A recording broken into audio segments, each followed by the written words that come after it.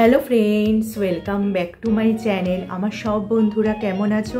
নিশ্চয়ই সুস্থ আছো এবং ভালো আছো। কালকেই তো দোল হলো রঙের উৎসব। এই সময় কিন্তু আমরা অনেকেই রং খেলতে ভালোবাসি, আর যারা রং খেলতে চায় না তারা কিন্তু অফিসে গিয়ে বা বাজারে গিয়ে রং মেখে আসে।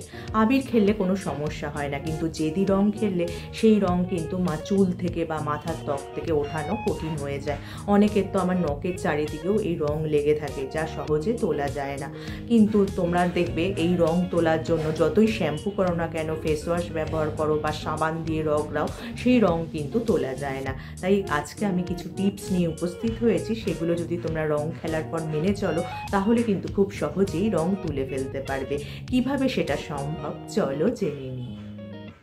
রং তোলার জন্য প্রথম যে টিপসটা বলবো সেটা হলো, রং খেলার আগে তোমরা কোকোনাট অয়েল বা অলিভ অয়েল, যেটাই তোমাদের হাতের কাছে থাকবে, সেটা কিন্তু খুব ভালো করে মেখে নেবে। আর যদি তোমরা তেল মাখতে না চাও সেক্ষেত্রে কিন্তু ভালো কোনো ময়শ্চারাইজার বেশি করে আর সানস্ক্রিন বেশি করে একটু মেখে নিতে হবে। তাহলে কি হবে, রং আমাদের ত্বকের গভীরে যাবে না এবং সহজেই সেই রংকে তোলা যাবে।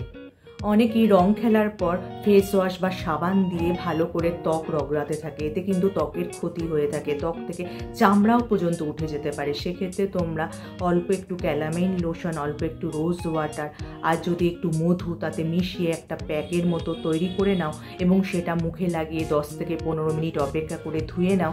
দেখবে মুখটা যেমন ক্লিন হয়ে গেছে, তেমনি কিন্তু মুখটা খসখসে এবং ড্রাইও হবে না। আমাদের মধ্যে অনেকেই কিন্তু রং খেলার জন্য জেদি রং ব্যবহার করে থাকে, আর সেই রং তোলা যথেষ্ট কষ্টসাধ্য হয়ে থাকে। আর এই সব রঙে থাকে কেমিক্যালস, যা কিন্তু আমাদের ত্বকের জন্য খুবই ক্ষতিকর।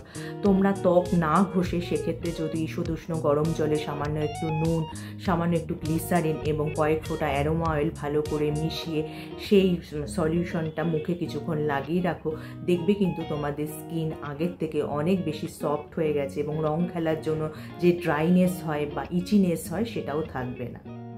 এবার রং তোলার জন্য যে প্যাকটার কথা বলবো সেটা কিন্তু তোমরা সারা মুখে সারা গায়ে লাগিয়ে নিতে পারবে। এর জন্য তোমাদের লাগবে 2 চামচ টক দই, 2 চামচ বেসন, 1 চিমটে হলুদ গুঁড়ো, 1 চামচ অলিভ অয়েল আর কয়েক ফোঁটা লেবুর রস। লেবুও কিন্তু রং তুলতে খুবই কার্যকরী। এই সবগুলোকে খুব ভালো করে মিশিয়ে সারা মুখে সারা গায়ে লাগিয়ে 15 থেকে 20 মিনিট রেখে দাও।